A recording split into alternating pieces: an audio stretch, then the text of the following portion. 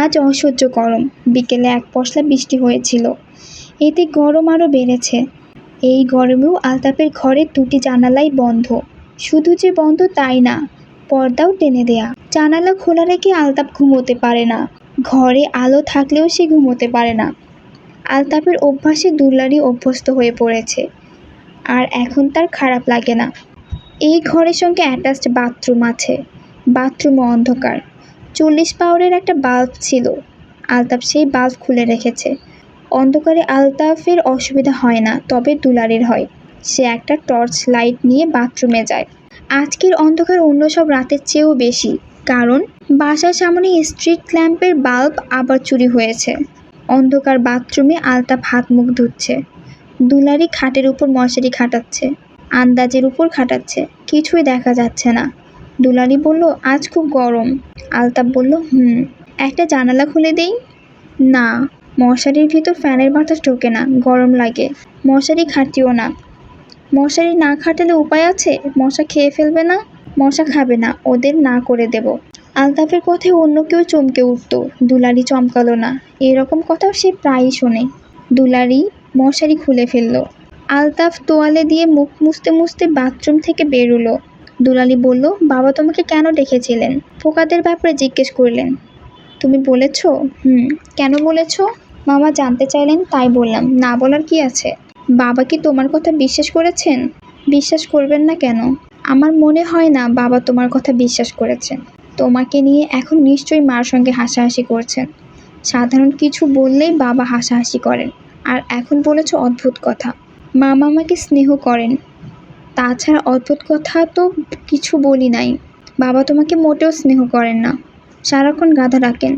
Altaf high তুলতে তুলতে বলল, ঘুম পাচ্ছে, চলো শুয়ে পড়ি। দুলারি বলল, তুমি আমার একটা কথা শোনো, এসব কথা তুমি কাউকে বলবে না। কাউকে কিছু বলার দরকার নেই। আলতাফ বিছানায় উঠতে উঠতে বলল, আমি নিজ থেকে বলি না, মামা জিজ্ঞেস করলেন। জিজ্ঞেস করলে কিছু বলবে না? তোমাকে নিয়ে কেউ হাসাহাসি করলে আমার ভালো লাগে না, রাগ লাগে, কান্না পায়। আলতাফ পাশ ফিরতে ফিরতে সহজ গলায় বলল, পোকাগুলো তো সারাক্ষণ হাসাহাসি করে, করুক, ওদের হাসি তো আর কেউ বুঝতে পারছে না। আলতাফ কিছু বলল না। ঘর নিশ্চিন্দ্র অন্ধকার। দুলারি বলল, ঘুমিয়ে পড়েছ? আলতাফ জবাব দিল না। তার নিঃশ্বাস ভারী হয়ে এসেছে, হাত পা লম্বালম্বি ছড়ানো, মনে হচ্ছে তাল গাছের একটা লম্বা গুড়ি। এই এক ঘুমেই সে রাত কাবার করে দেবে। সকালে দুলারি জেগে উঠে দেখবে আলতাফ একই ভঙ্গিতে শুয়ে আছে। দুলারি ছোট করে নিঃশ্বাস ফেলল। তার আরও কিছুক্ষণ গল্প করার ইচ্ছা ছিল। মাথার উপর ফ্যান ঘুরছে, তবু গরম কমছে না। গরমে মাথা ধরে যাচ্ছে। মশা কামড়াচ্ছে। মশারা এখন আর আলতাফের কথা শুনছে না। দুলারি মনে মনে হাসল। মানুষটা কি অদ্ভুত বিশ্বাস নিয়েই না আছে, পোকারা তার কথা শোনে। অবশ্যই এইরকম বিশ্বাস থাকা দোষের কিছু না। তার এই বিশ্বাসের তো কারো কোনো ক্ষতি হচ্ছে না। আলতাফের চেয়েও কত ভয়ঙ্কর সব মানুষ নিয়ে পৃথিবীতে বসবাস করছে। নিজে প্রসাব নিজেই গ্লাসে করে খেয়ে ফেলছে, এতে নাকি শরীর রোগহীন হয়। অনেকবার দুলারি পত্রিকায় পড়েছে, শিকাগোতে এক লোক 8 বছর বয়সী একটা মেয়েকে খুন করে তার জরায়ু বের করে খেয়ে ফেলেছে, এতে নাকি যৌবন অক্ষয় হয়। এদের তুলনায় আলতাফের বিশ্বাস তো খুব সাধারণ। তাছাড়া কে জানে, আলতাফ হয়তো পোকাদের কথা বুঝতেও পারে। অসম্ভব কিছু না। সুলাইমান পয়গম্বর পৃথিবীর সব পশু পাখিদের কথা বুঝতেন। দুলারি পাশ ফিরল। মশা খুব কামড়াচ্ছে। টেবিলের উপর একটি মার্টিন আছে, স্প্রে করে ঘরে ছড়িয়ে না দিলে মশারা তাকে ঘুমোতে দেবে না। দুলারি সাবধানে বিছানা থেকে নামলো। টেবিলটা কোন দিকে দুলারি বুঝতে পারছে না। অন্ধকার হলেই মানুষ দিশাহারা হয়ে পড়ে। পশ্চিমকে মনে হয় উত্তর, উত্তরকে মনে হয় দক্ষিণ। দুলারি ঔষধ স্প্রে করে দিল। ঘরে এখন হাসপাতাল গন্ধ, নাক জ্বালা করছে। মশার কামড়ের চেয়ে নাক জ্বালা বরং ভালো। দুলারি বিছানায় ফিরে এলো। আলতাফ অস্ফুট শব্দ করলো, বিড়বিড় করে কি যেন বলে যাচ্ছে। দুলারি বলল, কি বলছো? আলতাফ বলল, ঘুমোচ্ছ? মশার ওষুধ দিয়েছি, তোমার খারাপ লাগছে না তো? আজ একেবারে গায়ে ফোসকা পড়ে যাবার মতো গরম পড়েছে। ইচ্ছে করছে গায়ের সব কাপড় খুলে ফেলতে। দুলারি জানে এই অর্থহীন। যাই জিজ্ঞেস করা হোক আলতাফ বলবে ঘুমের মধ্যেই বলে যাবে। দুলারি ঘুম আসছে না। একা জেগে থাকা বেশ কষ্টের। জেগে থাকলেই কথা বলতে ইচ্ছে করে। ঘুমন্ত মানুষের সঙ্গে কথা বলার কোনো মানে হয় না। তবে আলতাপ ঘুমের মধ্যে হু হু করে, এও মন্দ না। এই শোনো, অফিসে তোমার কাজকর্ম কেমন হচ্ছে? কেউ আবার ভাবছে না তো তুমি পাগল কিংবা বোকা? আমি একদিন তোমাদের অফিসে যাব। তোমাকে জানিয়ে যাব না, না জানিয়ে যাব। চুপি চুপি যাব, বোরকা পরে যাব, যাতে তুমি না চিনতে পারো। নিজের চোখে দেখে আসবো তুমি কি করো। তোমাদের অফিসে ক্যান্টিন আছে না? থাকলে ক্যান্টিনে চা খাবো। গরম যেন আরও বেড়েছে, গা বেয়ে ঘাম ঝরছে। দুলারি মনে হলো গায়ের কাপড় খুলে ফেললে কেমন হয়। অন্ধকারে কে আর দেখতে আসছে। আলতাপ যে জেগে উঠবে তাও না, আর জাগলেও বাতি জ্বলবে না। দুলালি তার গায়ের সব কাপড় খুলে ফেললো।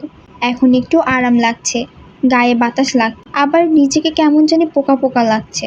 পোকাদের গায়ে কোনো কাপড় থাকে না। আলতাপ বিড়বিড় করেই যাচ্ছে। কি বলছে সে? দুলারি শোনার চেষ্টা করছে। অর্থহীন সব শব্দ। কিচ খিচ ঝিঝ ঝিঝ। পোকারা কি এমন শব্দ করে? দুলালি আলতাপের গায়ে হাত রাখলো। কি ঠান্ডা শরীর। এই শুনছো? শুনছো? পানি খাবে? খাবো। তোমার ঘুম ভেঙেছে? ভেঙেছে। আলতাফ উঠে বসলো, বিস্মিত গলায় বলল, তুমি ন্যাংটা হয়ে শুয়ে আছো কেন? ঘর অন্ধকার, আলোর সামান্যতম ইশারাও নেই। এর মধ্যে মানুষটা বুঝলো কি করে তার গায়ে কাপড় নেই? দুলালি অস্বস্তির সঙ্গে বলল, বড় গরম। আলতাফ বলল, ও আচ্ছা। দুলালি অন্ধকারেই হাতড়ে হাতড়ে পানির বোতল এবং গ্লাস নিয়ে এলো। আলতাফ এক চুমুকে পানি শেষ করেই আবার শুয়ে পড়ল এবং প্রায় সঙ্গে সঙ্গে তার নিঃশ্বাস ভারী হয়ে গেল। সে তলিয়ে গেল গভীর ঘুমে। দুলালির শরীর জ্বালা করছে, বুক ধক ধক করছে। সে আবারও ডাকলে, এই। আলতাফ বলল, কি? ঘুমিয়ে পড়েছিলে নাকি? এখনো কি ঘুমোচ্ছ? তুমি তো আবার ঘুমের মধ্যে হু হু করো। না, ঘুমাচ্ছি না। দুলালি ক্ষীণ স্বরে বলল, তোমার সঙ্গে গল্প করার ইচ্ছে করছে। গল্প করো। তুমি একটা গল্প বলো, আমি শুনি। আলতাফ বলল, আমি তো গল্প জানি না। সত্যি জানো না? না। তাহলে কথা বলো, যা ইচ্ছে বলো, তোমার কথা শুনতে ভালো লাগে। আলতাফ পাশ ফিরতে ফিরতে বলল, আমার কথা বলতে ভালো লাগে না। তুমি বলো, আমি শুনি। দুলালি আলতাফের গায়ে হাত রাখতে রাখতে বলল, আমাকে বিয়ে করে তুমি কি খুশি হয়েছ? খুশি অসুখী কি আছে? তুমি আমাকে ভালোবাসো না? আলতাফ ক্লান্তি গলায় বলল, ভালোবাসাবাসির এখানে কি আছে? পোকারা ব্যবস্থা করে দিয়েছে বলে তুমি আমাকে বিয়ে করেছো। পোকারা ব্যবস্থা করে দিয়েছে? হ্যাঁ। হ্যাঁ, ওরা তোমার মাথাটা গন্ডগোল করে রেখেছে বলে তুমি সারাক্ষণ আমার জন্য পাগল হয়ে থাকো। এইসব তুমি কি বলছো? আলতাফ হাই তুলতে তুলতে বলল, একদিন আমি তোমাদের এখানে আছি, কখনো তো আমার জন্য তোমার টান ছিল না। হঠাৎ বিয়ের জন্য পাগল হয়ে গেলে। পোকারা তোমাকে পাগল বানিয়ে দিল। এরা এসব পারে। দুলালি রাগী গলায় বলল, পোকারা এটা করলো কেন? পোকারা করলো কারণ ওরা আমাকে খুব পছন্দ করে। ওরা বোধহয় ভেবে বের করেছে তোমাকে বিয়ে করলে আমার ভালো হবে। ওরা আমার ভালো দেখেছে। তোমার পোকামাকড়ের ব্যাপার আমি মোটেই বিশ্বাস করি না। আচ্ছা, এ ধরনের গাঁজাখুরি গল্প আমার সঙ্গে করবে না। আচ্ছা, তুমি ঘুমাতে চাইলে ঘুমাও, আর কথা বলতে ইচ্ছে করছে না। আচ্ছা। আলতাফ পাশ ফিরল এবং প্রায় সঙ্গে সঙ্গে ঘুমিয়ে পড়ল। তা দুলালি কাটালো নির্ঘুম। নানান অদ্ভুত চিন্তাভাবনা তার মাথায় আসতে লাগলো, যেন সে একটা পোকা হয়ে গেছে। খুব সুন্দর একটা পোকা। অনেকেই তাকে দেখতে আসছে। আলতাফও এলো। সে মুগ্ধ গলায় বলল, বাহ, কি সুন্দর, কি সুন্দর। এই তোমার একটা ক্যামেরা নিয়ে আসো, আমি দুলালির একটা ছবি তুলে রাখি। আলতাফ ছবি তুলছে। কি অদ্ভুত কাণ্ড। আলতাফও একটা পোকা হয়ে গেছে। দুলালি বলল, এই শোনো শোনো। আলতাফ পোকাদের ভাষায় বলল, খিচ খিচ খিচ। দুলালি এর মানে বুঝতে পারল। এর মানে হলো, দুলালি হাসি মুখে তাকাও, আমি ছবি তুলছি। ছবি তোলার সময় কেউ এমন গম্ভীর হয়ে থাকে? পোকাদের ভাষায় এই হলো মজা। মাত্র 3টা শব্দ, খিচ খিচ খিচ, অথচ কত কিছু বোঝা যাচ্ছে। বজলুর রহমান সাধারণত ফজর ওয়াক্তে জেগে ওঠেন, নামাজ পড়লে মর্নিং ওয়াকে যান, ঘণ্টাখানিক হাঁটাহাঁটি করে নাস্তা খান। এই রুটিনের নড়চড় খুব একটা হয় না। আজ হলো। গত রাতে বলতে গেলে ঘুম একেবারেই হয়নি। শেষ রাতের দিকে একটু চোখ ধরে এসেছিল, অমনি বিশ্রী বিশ্রী স্বপ্ন দেখতে শুরু করলেন। স্বপ্নে একটা ধবধবে রঙের সাদা তেলাপোকা তাকে ইংরেজিতে বলল, how are you mister Bazlur Rahman. তিনি বাংলায় বললেন, যা ভাগ। তেলাপোকা বিস্মিত হয়ে বলল, এবার হিন্দিতে, কেয়া তুম আংরেজি নেহি জানতে। আতঙ্কেই বজলুর রহমানের ঘুম ভেঙে গেল। রাতটা বিছানায় বসেই কাটিয়ে দিলেন। এখন সকাল 9টা। তিনি নাস্তা খেতে খাবার ঘরে এসেছেন। তার মাথা ভার ভার হয়ে আছে, চোখ জ্বালা করছে। তিনি লক্ষ্য করলেন রুটি গলা দিয়ে নামছে না, গলা শুকিয়ে কাঠ হয়ে আছে। এক টুকরো রুটি মুখে নিয়ে অনেকক্ষণ চিবানোর পর পানি দিয়ে গিলে ফেলতে হচ্ছে। এক রাত ঘুম না হওয়ার এত সমস্যা। তিনি বিরক্ত মুখে ডাকলেন, মনোয়ারা। কি? যদি খুব কষ্ট না হয় তাহলে কাছে এসে একটু শুনে যাও। মনোয়ারা দ্রুত উঠে এলেন। কুণ্ঠিত গলায় বললেন, কাঁচা আমের আচার বানাচ্ছি। দুলালি কদিন থেকে বলছে। কী জন্য ডেকেছ? বজলুর রহমান স্ত্রীকে কী জন্য ডেকেছেন মনে করতে পারলেন না, তবে স্ত্রীর দিকে তাকিয়ে বিস্মিত হলেন। কারণ তাকে দেখে মনে হচ্ছে তার রাতের ঘুমের কোনো অসুবিধা হয়নি। কত রাতে কী ঘটেছে না ঘটেছে তাও বোধগম্যও নয়। রাতে ঘুম হয়েছিল? যা গরম, ঘুম কি আসে? দেখে তো মনে হয় মরার মতো ঘুমিয়েছ। মনোয়ারা হকচকিয়ে গেলেন। মনে হচ্ছে মরার মতো ঘুমিয়ে তিনি অপরাধ করে ফেলেছেন। বজলুর রহমান বললেন, আলতাফকে ডাকো, ওর সঙ্গে আমার কিছু কথা আছে। ও তো অফিসে চলে গেছে। অফিস 10টায়, এখন বাজে 9টা। বাস পায় না, ভিড় হয়, এজন্যে আগে আগে যায়। দুলালিকে ডাকো, ও তো আলতাফের সঙ্গে গেছে। আলতাফকে বাসে উঠে কলেজে চলে যাবে। তিনি থমথমে গলায় বললেন, আলতাফকে কি কোলে করে বাসে তুলে দিতে হয়? মনোয়ারা বললেন, তুমি চট করে রেগে যাচ্ছ। তোমার শরীর মনে হয় খারাপ। দেখি জ্বর আছে কি না। ও আল্লাহ, জ্বর আছে তো, বেশ জ্বর। যাও বিছানায় গিয়ে শুয়ে থাকো। বজলুর রহমান শোবার ঘরে চলে গেলেন। ঘরে ঢুকেই তার ভ্রু কুঞ্চিত হলো। তেলাপোকাটা এখনও ঘুরঘুর করছে। বজলুর রহমানকে দেখে পরিচিত ভঙ্গিতে কাছে এগিয়ে এলেন। এটা কাল রাতের তেলাপোকা কি না তা বোঝা যাচ্ছে না, অন্য একটাও হতে পারে। তবে তেলাপোকার উপদ্রব হয়েছে, পোকা মারার ওষুধ কিনতে হবে, আজই কিনতে হবে। এখন কিনে আনলেই হয়, পরে মনে থাকবে না।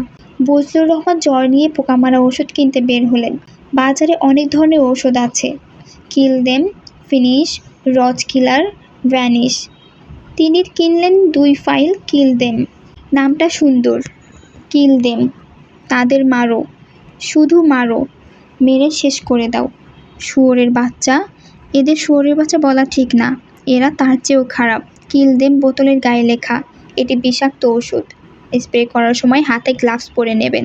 রাতের বেলায় ঘরের কোনায় কোনায়, বেসিনে, ভাড়ার ঘরে ছড়িয়ে দেবেন। পরপর 3 বার ঔষধ দেবেন।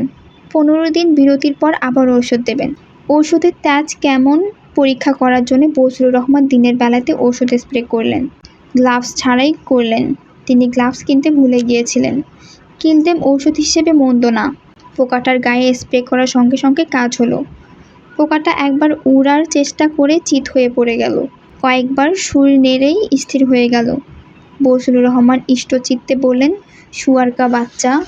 বলে মরা পোকাটার গায়ে আরও কয়েকবার কিলদেম স্প্রে করে দিলেন।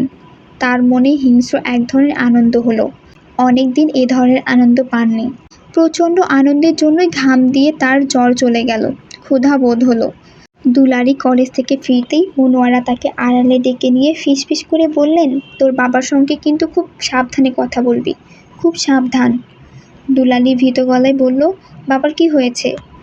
বুঝতে পারছি না, মনে হয় রাতে গরমের জন্য ভালো ঘুম হয়নি। সকাল থেকে ছটফট করছে।